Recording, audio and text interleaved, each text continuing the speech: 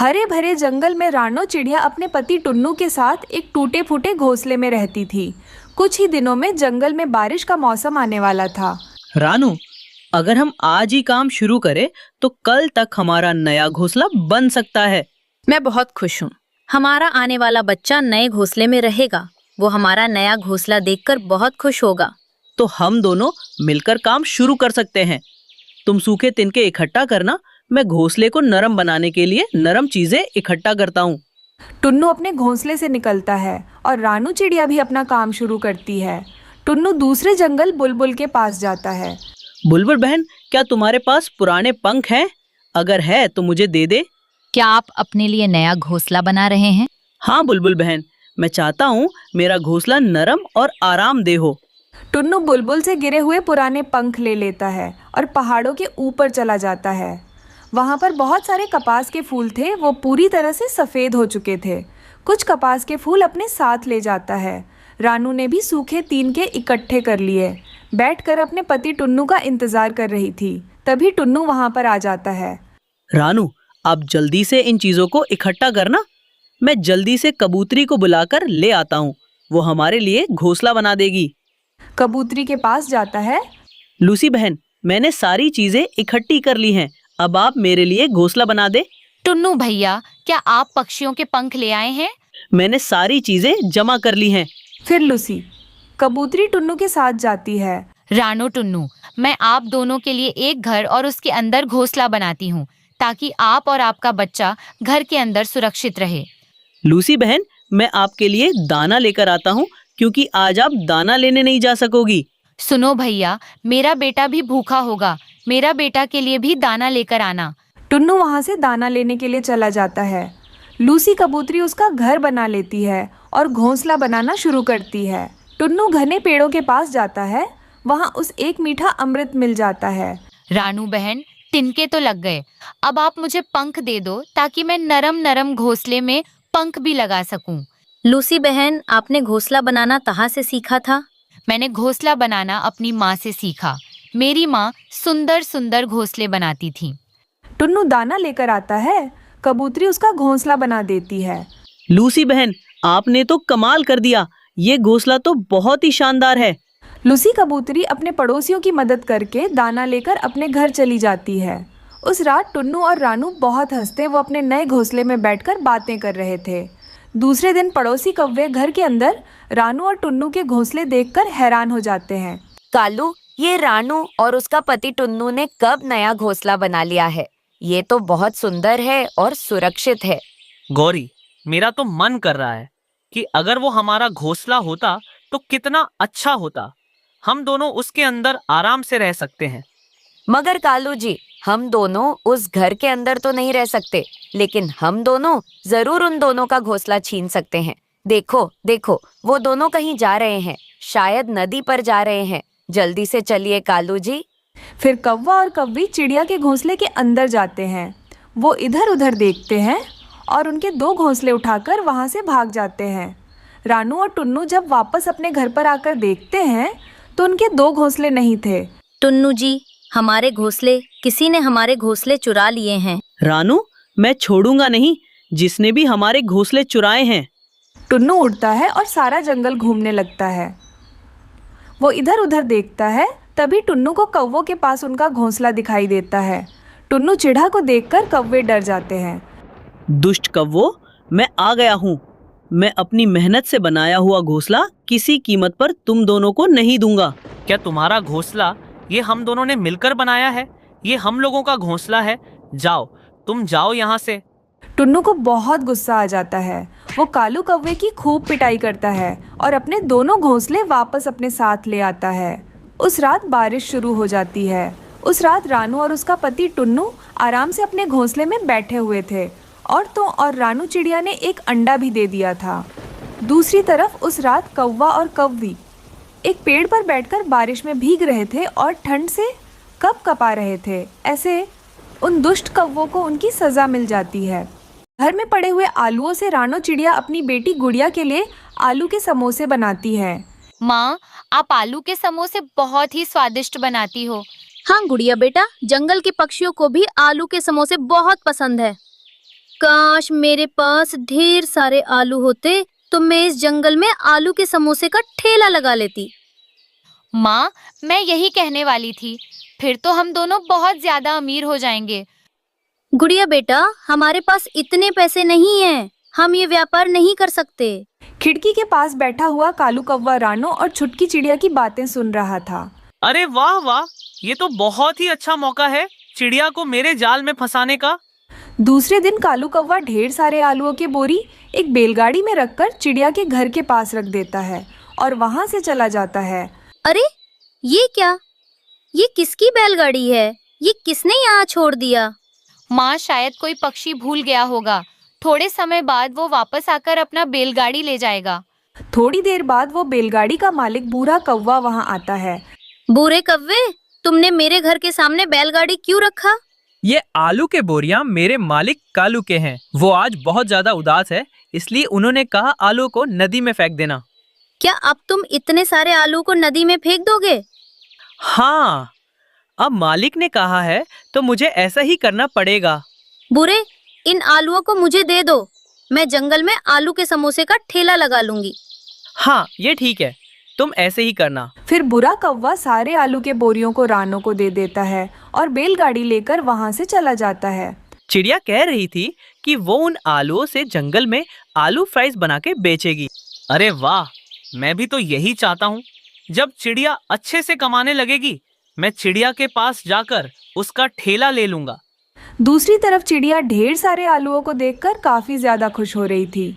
माँ, इन आलूओं से आलू के समोसे बनाकर जंगल के पक्षियों को बेचकर बहुत अमीर बन जाएंगे। हाँ गुड़िया बेटा, मगर 3-4 महीने बाद ये आलू खत्म हो जाएंगे। फिर हम क्या करेंगे? इसीलिए मैं सोच रही हूँ कि आधे आलू से खेती करूँगी और बाकी आलू से आलू के समोसे बनाकर बेचूंगी। फिर उस दिन माँ बेटी आधे आलूओं को अपने जमीन में बो देते हैं और अच्छे से रोज पानी देने लगते हैं। फिर रात होते ही रानो चिड़िया सुबह आलू के समोसे बनाने के लिए आलूओं को काट रही थी। सुबह होते ही चिड़िया उन आलूओं से आलू के समोसे बनाकर अपने ठेले पर रखकर बेचने लगती है। पति जी, मुझे आज कुछ खाने का मन कर रहा है। लूसी, चलो मेरे साथ। आज रानो के बनाए हुए गरम गरम आलू के समोसे खाते हैं। हरियाली, तुम कहती हो ना, मैं तुम्हें कुछ खिलाता नहीं। चलो, मैं आज तुम्हें आलू के समोसे खिलाऊंगा। उस दिन रानो के ठेले पर बहुत सारे पक्षी आकर आलू के समोसे खा रहे थे और काफी मजे ले रहे थे। शाम तक चिड़िया की अच्छी खासी कमाई हो जाती है।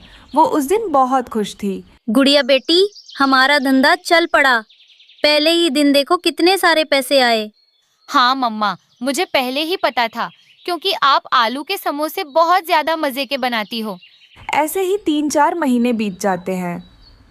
चिड़िया का ठेला अच्छे से चलने लगा था।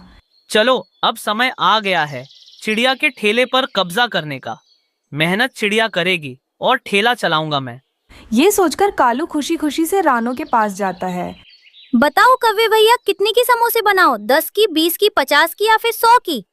अरे वाह चिड़िया, तुम तो मेरे दुकान की समोसे मुझे ही बेच रही हो। अरे कालू, ये तुम क्या बोल रहे हो? ये ठेला मेरा है। कालू अंकल, आप कुछ भी बोल रहे हो। ये ठेला मेरी मम्मा का है।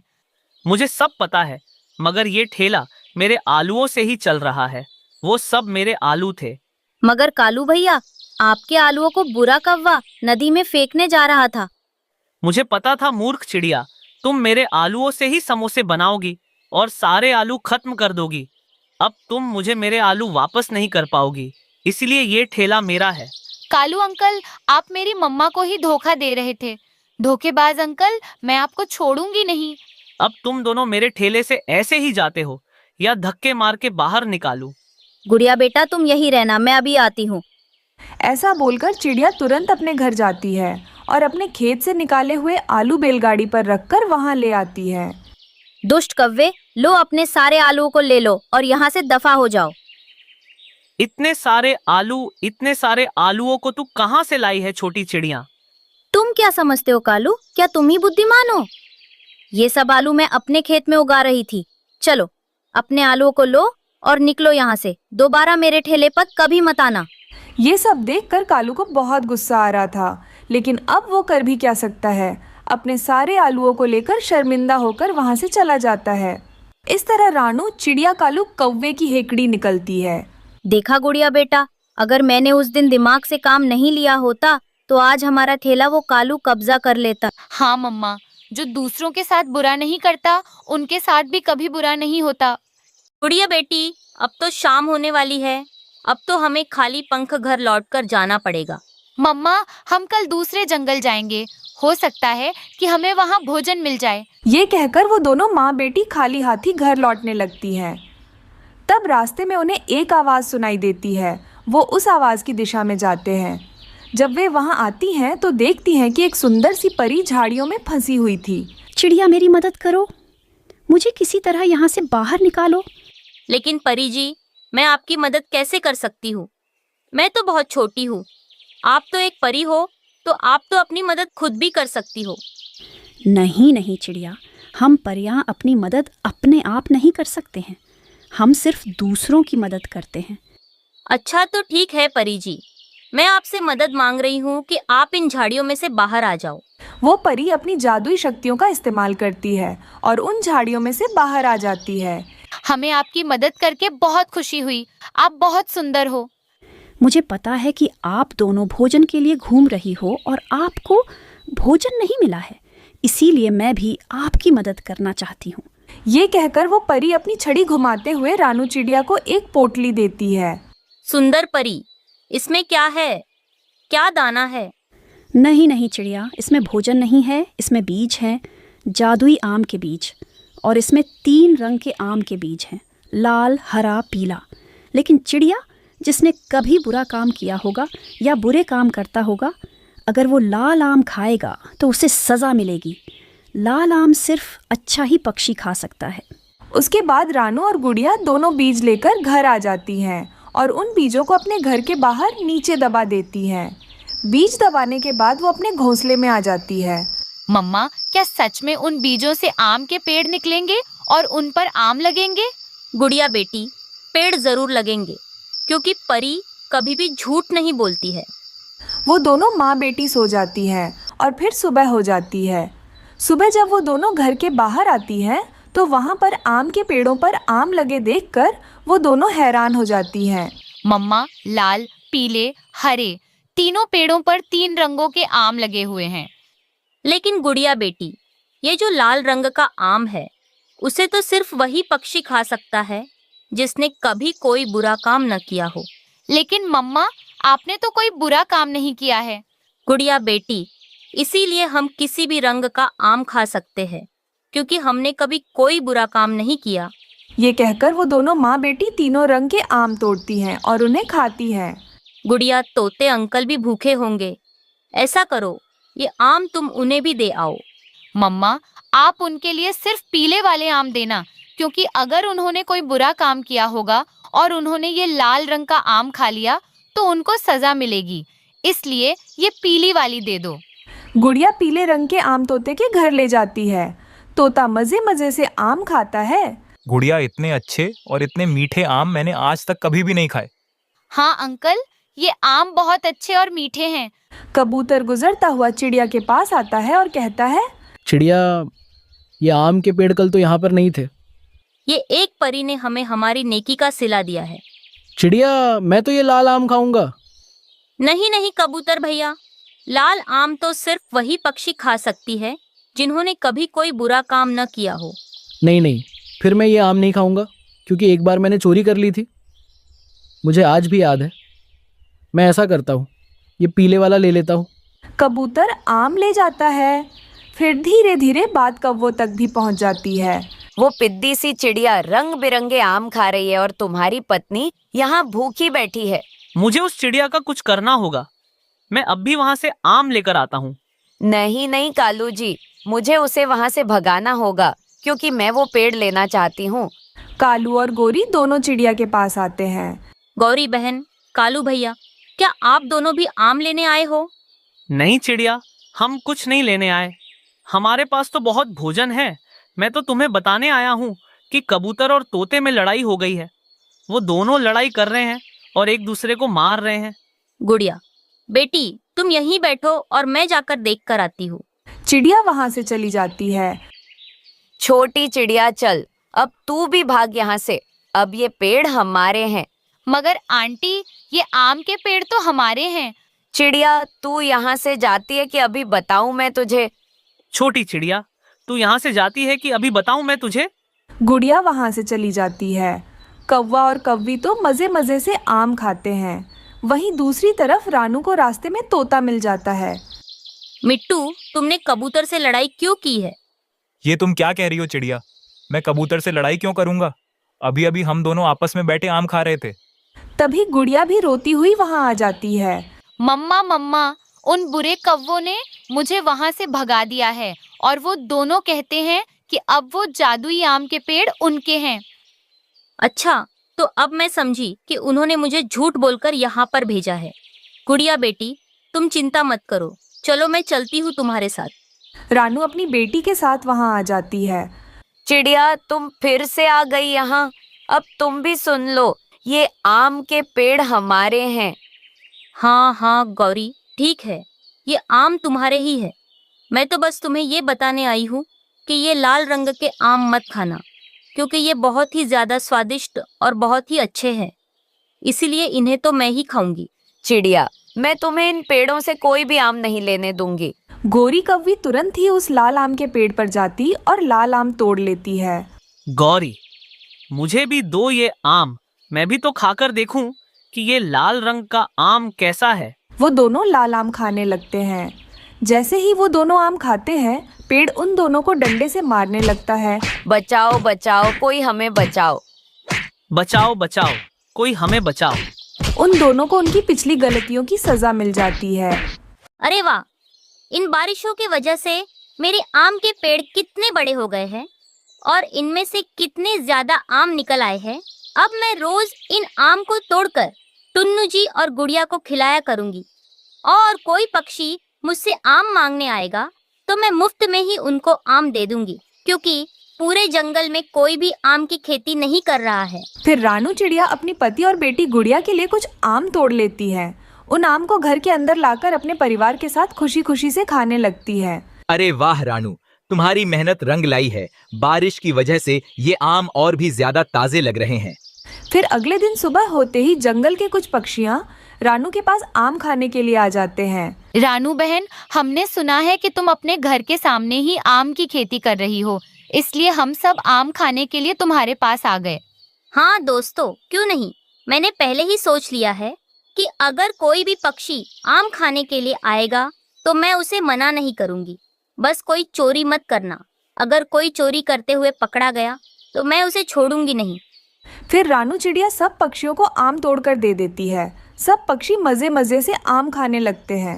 अरे वाह, ये आम कितने ज्यादा स्वादिष्ट है। अगर मैं ज्यादा आम रानू से मांगूंगा तो वो कभी देगी नहीं। गौरी तो ये आम खाकर बहुत खुश हो जाएगी। कैसे ना कैसे करके मुझे रोज गौरी के लिए आम ले जाना होगा। फिर सब पक्षी आम खाकर वहां से चले जाते हैं। फिर थोड़ी देर बाद जंगल में रात हो जाती है। रात होते ही कालू कौवा आम चोरी करने के लिए रानू के खेत पर आ जाता है। लगता है रानू चिड़िया सो रही है। मैं जल्दी से कुछ आम चुरा लेता हूँ और जल्दी से गौरी के पास ले जाता हूँ। फिर कौवा बहुत ज्यादा आम चुराकर अपने घर ले जाता है।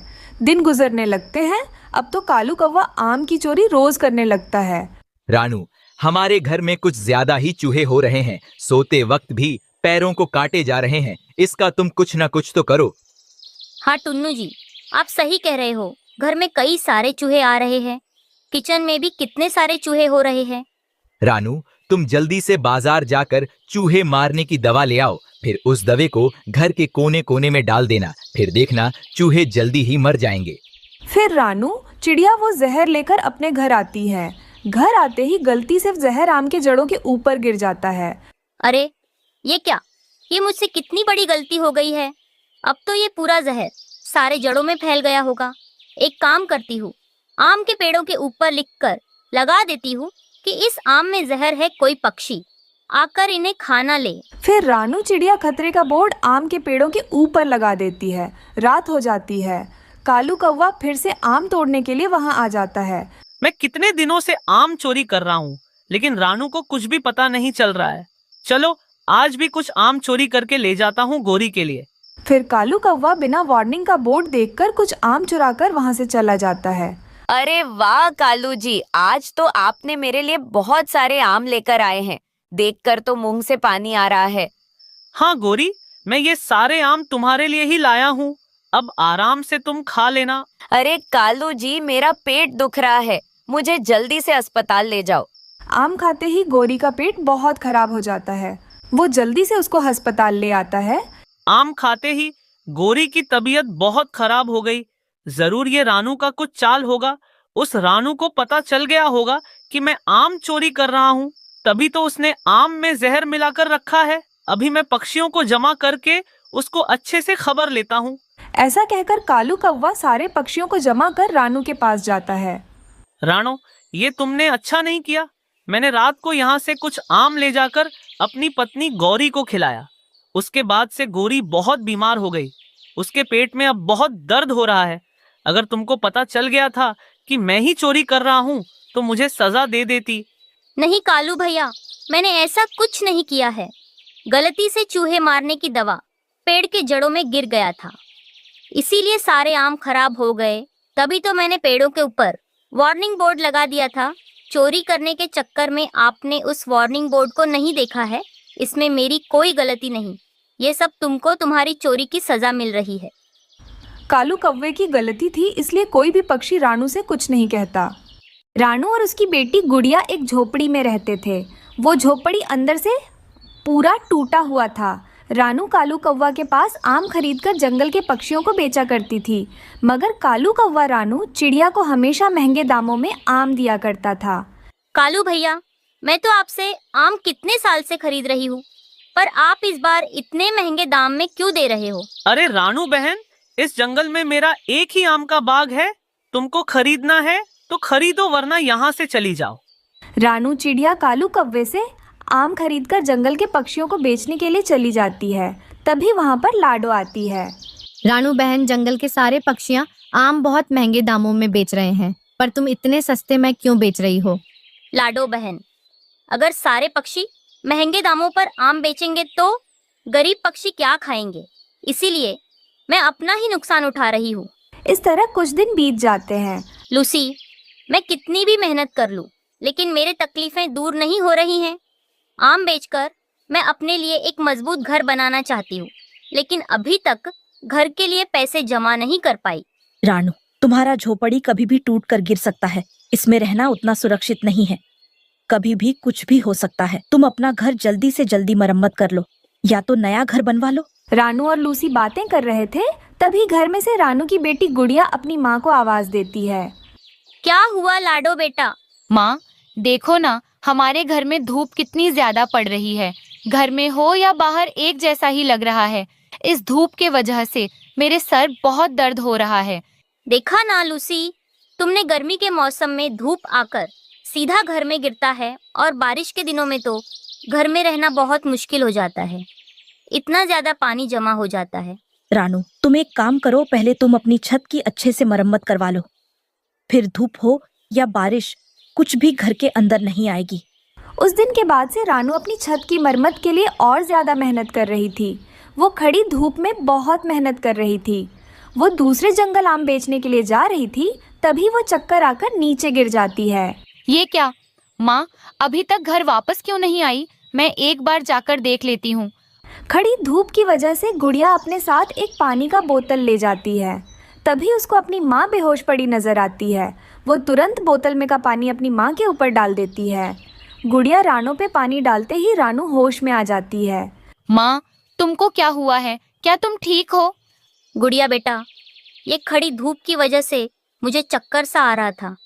चक्कर आके कब गिरी मुझे पता ही नहीं चला। माँ, तुम्हारा बदन बहुत जल रहा है। जल्दी से चलो, हम घर चलते हैं। गुड़िया तुरंत अपनी माँ को घर ले आती है और जल्दी से बुलबुल डॉक्टर के पास जाती है। डॉक्टर जी, मेरी माँ की तबीयत बहुत खराब है। आप जल्दी से मेरे घर आकर एक बार उनका अच्छे से इलाज कीजिए। फिर वो बुलबुल डॉक्टर तुरंत गुड़िया के साथ उसके घर जाती है। तुम्हारी माँ को कुछ नहीं हुआ है। धूप के वजह से ये चक्कर आकर नीचे गिर गई थी। मैं थोड़ी सी दवाइयाँ दे रही हूँ, और हाँ, तुम ये घर जल्दी से मरम्मत करवा लेना। ये घर में बहुत गर्मी सी हो रही है। ऐसा कहकर वो डॉक्टर वहाँ से चली जाती है। उस दिन के बाद से गुड़िया चिड़िया अपनी माँ का अच्छे से ध्यान रखती है। गुड़िया बेटा, मुझे अंदर से बहुत कमजोरी महसूस हो रही है, मैं थोड़ी देर आराम करती हूँ। ऐसा कहकर रानू आराम करने लगती है। ये सब देखकर गुड़िया चिड़िया बहुत उदास हो जाती है। तभी गुड़िया के घर जग्गू और उसकी माँ गोरी आते हैं। वो दोनों माँ बेटा रानू और गुड़िया को हमेशा चिढ़ाते रहते थे। क्या हुआ गुड़िया, तुम इतनी उदास क्यों लग रही हो? मुझे अपने लिए और मेरी माँ के लिए इस घर को मरम्मत करवानी है। उसके लिए बहुत ज्यादा पैसे लगेंगे।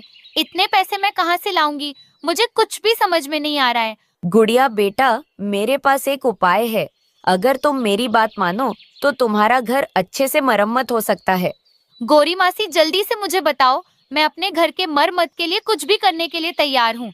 गुड़िया, तुम घने जंगल में जाओगी तो तुम्हें अजीब सा एक फूल नजर आएगा। अगर तुम उस फूल को इस जंगल में ले आकर बाजार में बेचोगी तो तुम्हें ढेर सारे पैसे मिलेंगे। ऐसा गोरी कहते ही गुड़िया घने जंगल की ओर चली जाती है। गुड़िया जंगल पूरा घूमती है। वो घने जंगल की ओर जाती है, लेकिन उसको कहीं भी वो अजीब सा फूल नजर नहीं आता है। जग्गू, तुम्हें क्या लगता है ये गुड़िया पागल है? मैं तो उसे झूठ कह रही थी। ऐसा कोई भी फूल नहीं मिलेगा। हाँ माँ, मुझे तो लगता है ये गुड़िया जंगल पूरा घूमते रहेगी शाम तक। उस घने जंगल के अंदर एक इंसान महर्षि था। वो गुड़िया को देख लेता है और उससे वजह जानने लगता है। बाबा जी, मैं इस जंगल के अंदर एक अजीब सा फूल ढूंढने के लिए आई हूँ। ऐसा कहते हुए वो इंसान महर्षि को सारी बातें बताने लगती है। गुड़िया बेटा, तुम्हारे दोस्त बहुत ही बदतमीज है। वो तुमसे झूठ कह रहे थे। जंगल में ऐसा कोई फूल नहीं है। तुम अपनी माँ के लिए कितना कुछ कर रही हो। मैं तुम्हें एक जादुई आम दे रहा हूँ। तुम इस आम को अपने घर ले जाकर इसके ऊपर पानी डाल देना, फिर सब कुछ ठीक हो जाएगा। आपका बहुत बहुत धन्यवाद बाबा जी। फिर गुड़िया खुशी खुशी से उस आम को अपने घर ले आती है। गुड़िया, कहाँ थी तुम? मैं तुम्हारे लिए कितनी ज्यादा परेशान हो रही थी। माँ, आज के बाद से हमारी सारी तकलीफें दूर हो जाएंगी। आप चिंता मत कीजिए। ऐसा कहकर गुड़िया चिड़िया उस आम के ऊपर पानी डालती है। पानी डालते ही वो आम एक बड़े से घर में तब्दील हो जाता है। वो दोनों माँ बेटी आम के घर के अंदर जाते हैं। उस घर में बहुत ठंडा था। अरे वाह गुड़िया बेटा, ये घर तो बहुत मजबूत लग रहा है और बाहर तो आम भी लगे हुए हैं। इस तरह रानू चिड़िया उस आम के घर से आम तोड़कर पक्षियों को बेचने लगती है और अपने बेटी के साथ उस आम के घर में खुशी खुशी से रहने लगती है।